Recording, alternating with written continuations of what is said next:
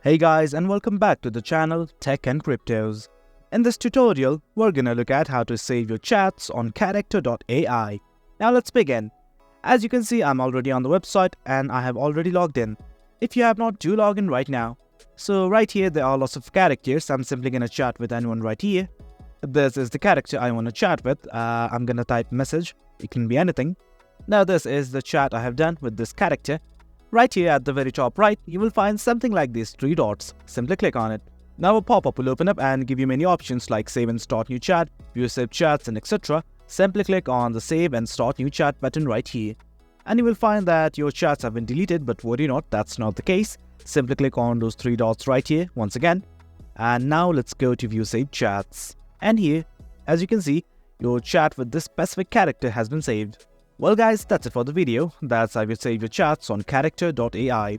Hope you guys found this video informative, and for more interesting content like this, do remember to hit like, share and subscribe.